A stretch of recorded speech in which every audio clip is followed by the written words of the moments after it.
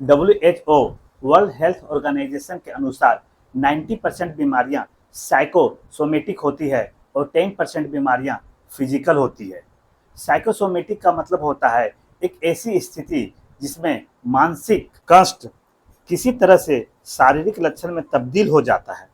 जैसे अगर आप हमेशा चिंता और तनाव में रहते हैं जो एक मानसिक कष्ट है, तो हाई ब्लड प्रेशर, शुगर, सिर दर्द, माइग्रेन, मांसपेशियों में दर्द, पेट दर्द और कब्ज जैसी कई बीमारियों के रूप में आपके शरीर में दिखाई देने लगती है। मतलब मन से जुड़ी हुई बीमारी का असर हमारे शरीर पर दिखता है। अब होता यह है कि किसी व्यक्ति को माइग्रेन है तो उसके सर में हमेशा दर्द रहता है। इस दर्द से राहत पाने के लिए वह डॉक्टर के पास जाता है। डॉक्टर उसको दवाई प्रिस्क्राइब करता है और वह दवाई खाता है।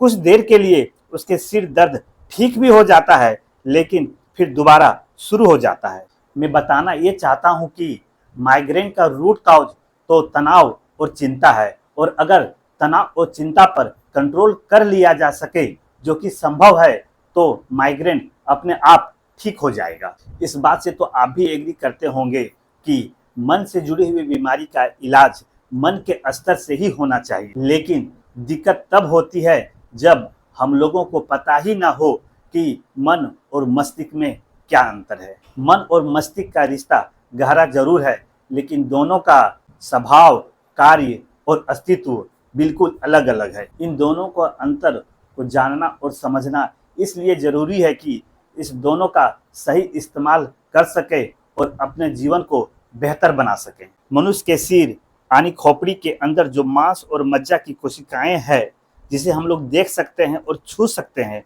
वो मस्तिष्क है। जबकि मन का हमारे शरीर में कहीं भी कोई भी अस्तित्व नहीं है। मन को न हम देख सकते हैं और न ही छू सकते हैं, यह अदृश्य है। अब इसे एक उदाहरण से समझते हैं। आपके हाथ में जो मोबाइल है, अगर इसे खोला जाए तो इसके अंदर जो battery, speaker, SIM card, motherboard और आईसी है, जिसे हम लोग देख सकते हैं और छू भी सकते हैं, इसे हार्डवेयर कहते हैं। और जो एप्लीकेशन है जैसे WhatsApp, YouTube, Instagram, play store, ऐसे हम लोग नहीं देख सकते हैं, ये सब सॉफ्टवेयर है। इसी तरह से ब्रेन हमारा हार्डवेयर है और माइंड हमारा सॉफ्टवेयर है। जिस तरह से ब्रेन के कई छोटे छोटे पार्ट्स होते हैं, जैसे सिरिबिलियम, सिरिबेलम और ब्रेन स्टेम, इसी तरह से माइंड भी कई तरह से होते हैं, जैसे conscious mind, subconscious mind.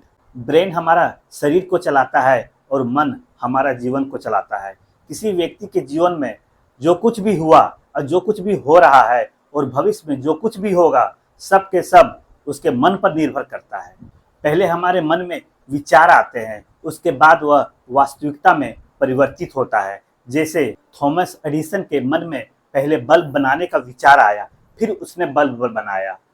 Wright brothers के मन में पहले हवाई जहाज बनाने का विचार आया, फिर बाद में उसने बनाया। अभी आपके पास जो बाइक है, पहले आपके मन में एक विचार आया होगा उस बाइक को खरीदने के लिए, फिर बाद में आपने उस बाइक को खरीदा। चोर के मन में पहले विचार आता है, बाद में वह चोरी करता है। इसलिए गीता में कहा गया है कि मन ही मित्र है और मन ही शत्रु है। तो आज हम लोग जो कुछ भी है, बस वह अपने मन के वजह से है। आने वाले वीडियो में मैं आपको मन के बारे में विस्तार से बताऊंगा, ताकि आप इसका इस्तेमाल करके अपने जीवन को बेहतर बना सकें। तो इस चैनल को सब्सक्राइब कर लीजिएगा, और अगर आपको यह वीडियो पसंद आया हो, अच्छा लगा हो, तो लाइक कर दीजिएगा। तो फिर मिलते हैं एक नई वीडियो के साथ। तब तक enjoy your life, be happy and give happiness. Thank you to watch.